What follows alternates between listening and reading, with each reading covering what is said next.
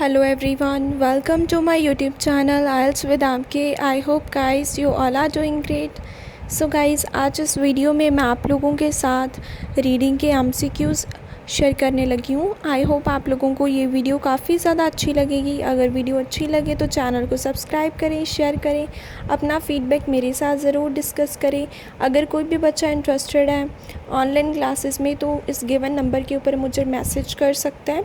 सो अब हम लोग स्टार्ट करते हैं आज की वीडियो। एंड जो टाइमिंग है वो सब कुछ मैंने यहाँ पे लिखा हुआ है। सारे मॉड्यूल्स का प्रॉपरली फ़ीडबैक मैं देती हूँ डेली बेसिस पे। सिंगल मॉड्यूल की क्लासेस भी अवेलेबल हैं। जो फ़ी है मैंने 2 दिन के लिए 900 रखी है, फिर से जो फ़ी है वो 1200 हो जाएगी। सो अब हम लोग स्टार्ट गाइस, आज हम लोग ना रीडिंग में MCQs को करते हैं, ठीक है। क्योंकि काफ़ी ज़्यादा मुझे यूट्यूब के ऊपर कमेंट्स आए थे कि मैम MCQs के ऊपर वीडियोस को लेकर आओ। सो फाइनली आज मैं आप लोगों को बताने वाली हूँ रीडिंग के MCQs को कैसे सॉल्व करना है। 2 क्वेश्चंस बताऊँगी, वही सेम स्ट्रैटेजी आप लोगों ने यूज़ करनी है, तो आप लोगों के लिए बहुत ही ज़्यादा हेल्पफुल होगा, ठीक है। तो ज़्यादा टाइम को वेस्ट ना करते हुए आज की वीडियो की हम शुरुआत करते हैं। सो देखो, सबसे पहला मैंने ये जो पैराग्राफ है वो है पैसेज 3, ठीक है। पैसेज 3 मैंने पिक किया हुआ है। जो बच्चे मानते हैं कि बहुत ही ज़्यादा डिफ़िकल्ट होता है, हमसे तो सॉल्व ही नहीं होता। सो इस वीडियो के बाद जो भी आपके डाउट्स होंगे वो डेफिनेटली ख़त्म हो जाएंगे। सो अब हम लोग स्टार्ट करते हैं। सो देखो, what is the main idea of first paragraph. So guys, एक बात को ध्यान में रखना है आप लोगों ने कि सबसे पहले आपको क्वेश्चन अंडरस्टैंड होना बहुत ज़्यादा ज़रूरी है। अगर आपको क्वेश्चन अच्छे से अंडरस्टैंड हो जाएगा सो डेफिनेटली आपको आंसर फाइंड आउट करने में प्रॉब्लम आएगी, क्योंकि आपको डिमांड ही नहीं पता होगी क्वेश्चन की, ठीक है। अगर आपको डिमांड ही नहीं पता तो आंसर कैसे फाइंड आउट करोगे। सो इस पैराग्राफ में हमें बोला गया है कि मेन आइडिया क्या है। फर्स्ट पैराग्राफ है, उसका मेन आइडिया क्या है। इनको तो हमने रीड करना नहीं है। अगर आप लोगों ने इनको रीड कर लिया तो कन्फ्यूज़न होगी। जो आप बोलते हो ना कि हमें ए भी आंसर लगता है, सी भी लगता है, 2 आंसर लगते हैं, उसके पीछे यही रीज़न है कि आप लोग ऑप्शंस को रीड करते हो। और ये मैंने लेंथी वाले लिए हैं, ठीक है। सो हमने इसको तो रीड करना नहीं है। इसमें हमें कीवर्ड पिक करने की ज़रूरत नहीं है, क्योंकि हमें उन्होंने बोला हुआ है कि पूरा आपने बताना है कि मेन आइडिया क्या है, क्या मेन बात हुई है फर्स्ट पैराग्राफ में। सो लेट्स सी कि क्या मेन बात हुई है। आप लोगों को भी देखना, आंसर डेफिनेटली इसका मिलेगा अगर आप लोग मेरे साथ अच्छे से इसको सॉल्व करोगे तो। सो लेट्स सी, अब हम लोग यहाँ से रीड आउट करते हैं और देखते हैं कि क्या क्या चीज़ें हमें गिवन है, ठीक है। For many environmentalist the world seems to be getting warmer. कहते हैं कि बहुत ही ज़्यादा गर्म हो रहा है environment. As the nearest country of South Polar region, New Zealand has mentioned an upward trend in its average temperature in past few years. उन्होंने क्या है कि न्यूजीलैंड का जो टेम्परेचर है ना वो बढ़ता जा रहा है एज़ कम्पेयर टू पास्ट में वो कम था टेम्परेचर, लेकिन अब वो बहुत ही ज़्यादा इंक्रीज़ हो रहा है। The temperature in New Zealand will go up to 4 degrees Celsius in the next century. कहते हैं कि नेक्स्ट सेंचुरी में इसका जो टेम्परेचर है वो 4 डिग्री सेल्सियस तक पहुंच जाएगा न्यूजीलैंड में। While polar region will go more than 6 degree. जो पोलर रीजन है उसका 6 डिग्री से ज़्यादा हो जाएगा, ठीक है। और जो न्यूजीलैंड है उसका 4 डिग्री से ज़्यादा हो जाएगा। The different picture of temperature stem from its surrounding ocean which act like air condition, thus New Zealand is comparatively fortunate। उन्होंने क्या बोला हुआ है, उन्होंने हमें जस्ट यही कहा कि जो न्यूजीलैंड है ना वो भाग्यशाली है। फॉर्चुनेटली मतलब भाग्यशाली है कि उसका टेम्परेचर कम इंक्रीज़ हो रहा है। पोलर रीजन का तो 6 डिग्री तक हो रहा है, लेकिन जो न्यूजीलैंड है उसका सिर्फ 4 डिग्री तक इंक्रीज़ हो रहा है। सो दैट्स वाई उन्होंने बोला कि ये लकी है। यही हमने रीड किया कि टेम्परेचर बढ़ रहा है, ठीक है। न्यूजीलैंड का पहले के कंपैरिजन ज़्यादा हुआ है, लेकिन उन्होंने बोला कि जो पोलर है उसका 6 डिग्री तक बढ़ जाएगा नेक्स्ट सेंचुरी में, लेकिन जो न्यूजीलैंड है उसका जस्ट 4 डिग्री तक बनेगा। और उन्होंने हमें बताया कि न्यूजीलैंड लकी है, ठीक है, क्योंकि वहाँ पे कम टेम्परेचर इंक्रीज़ हो रहा है। सो अब हम लोग वहाँ पे जाके मैच करते हैं और देखते हैं कि किसके साथ ये मैच होता है। डेफिनेटली आपको आंसर है मिल जाएगा इसका।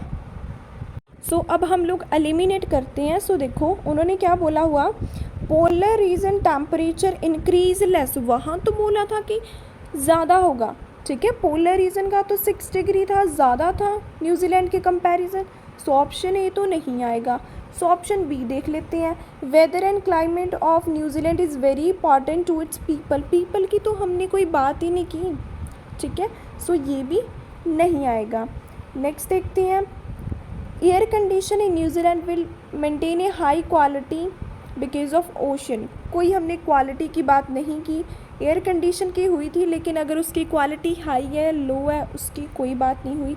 सो ये भी नहीं आएगा। बच्चा कौन सा हमारा, ऑप्शन नंबर डी। तो इसको हम रीड आउट करते हैं, the temperature of New Zealand will increase less, उन्होंने बोला कि जो टेम्परेचर है न्यूजीलैंड का वो लेस इंक्रीज़ होगा। हम पीछे भी यही रीड करके आए हैं कि न्यूजीलैंड का टेम्परेचर कम इंक्रीज़ होगा then of other regions. Other reason कौन सा, पोलर रीजन, पोलर रीजन के कंपैरिजन न्यूजीलैंड का टेम्परेचर है वो कम होगा, क्योंकि पोलर रीजन का 6 था और न्यूजीलैंड का 4 था, ठीक है। In the next 100 year because of its surrounding by sea, sea की जगह हमें वहाँ पे ओशन गिवन था, 100 ईयर की जगह वहाँ पे हमें सेंचुरी गिवन था। 100 ईयर को क्या बोलते हैं, सेंचुरी, और इंक्रीज़ भी वो लेस हो रहा है। सो सारे वर्ड किसके साथ मैच कर रहे हैं, ऑप्शन नंबर डी। आप देखो ये भी नहीं आया, ठीक है, क्योंकि पोलर रीजन ज़्यादा हुआ था, वेदर की और पीपल की हमने कोई बात ही नहीं की, क्वालिटी की कोई बात नहीं हुई, 100 सेंचुरी मिल गया, सी मिल चुका है, लेस इंक्रीज़ हो रहा है। सो सारे कीवर्ड्स हमें किस में मिले हैं, सारे कीवर्ड हमें ऑप्शन डी में मिले हैं। सो दैट्स वाई हमारा आंसर आएगा ऑप्शन डी, ठीक है। आई होप आपको समझ में आया होगा। सो नेक्स्ट को देखते हैं, what is the one effect of wind belt that circle the southern ocean. So इसका हमने इफ़ेक्ट देखना है विंड बेल्ट का, ठीक है, साउथर्न ओशियन में। सो हमारा कीवर्ड क्या होगा, विंड बेल्ट। सो देखते हैं कि कहाँ पे हमें इसकी बात मिलती है, वो हमारी लोकेशन हो जाएगी। So let's see. सो ये देखो विंड बेल्ट की बात मुझे ये मिल चुकी है, ठीक है। सो हमने इसका इफ़ेक्ट देखना है कि क्या इसका इफ़ेक्ट पड़ता है। सो देखते हैं, यहाँ पे तो कंट्रीज़ के नेम ही जस्ट गिवन है। सो हम यहाँ से रीड आउट करना स्टार्ट करते हैं। Yet recent work has revealed changes in SAM in New Zealand have resulted मतलब उसका क्या इफ़ेक्ट पड़ा, weakening of moisturiser during summer and more rainfall in other season. उन्होंने क्या बोला कि वहाँ पे नमी की कमी हो जाती है, ठीक है, बाकी सीजन्स में तो बारिश हो जाती है, लेकिन जब समर का टाइम आता है तो वहाँ पे ड्राउट हमें फेस करना पड़ता है, मॉइस्चर की कमी हो जाती है, ठीक है, नमी की कमी हो जाती है समर्स के टाइम पे। बाकी सीज़न में तो अच्छी वहाँ पे बारिशें हो जाती है। तो ये इसका रिज़ल्ट हुआ। रिज़ल्ट को हम इफ़ेक्ट भी बोलते हैं ना, कि उसका क्या प्रभाव पड़ा है। सो ये उसका प्रभाव पड़ा है। सो हम मैच करके देखते हैं कि मॉइस्चराइज़र की कमी हुई है, बाकी सीजन्स में अच्छा रेनफॉल वहाँ पे होता है। So let's see. सो आप लोग यहाँ पे देखो, यहाँ पे मोर मॉइस्चराइज़र, हम तो पढ़ के आए हैं कि वहाँ पे मॉइस्चराइज़र कम होता है। सो ये तो आएगा नहीं, ठीक है। एग्रीकल्चर की हमने कोई बात नहीं की, कोई सॉइल वाटर वर्ड आया नहीं। सो बच्चों का कौन सा है, New Zealand needs to face drought more often in hotter months. Hotter months की जगह हमें वहाँ पे क्या गिवन था, समर, ठीक है। ड्राउट की जगह हमें वहाँ पे गिवन था लेस मॉइस्चराइज़र। अगर किसी प्लेस पे मॉइस्चराइज़र कम है, सो इट मीन्स कि वो प्लेस ड्राउट है, ठीक है, वो ड्राई है। सो आई होप आप लोगों को अच्छे से क्लियर होंगे कि हमने कैसे सॉल्व किए हैं। जस्ट क्वेश्चंस को रीड करो, क्वेश्चन को अंडरस्टैंड करके देन हमने कीवर्ड को मार्क किया, कीवर्ड को मार्क करके हम लोकेशन पर गए और हमने वहाँ पे रीड किया। यहाँ पे आके हमने एलिमिनेट किया कि किसकी बात नहीं हुई है। सो 100% श्योरिटी से हमें अपना आंसर है वो मिल गया। So thank you for watching and supporting isles with आम के चैनल। आई होप आप लोगों को समझ में आया होगा।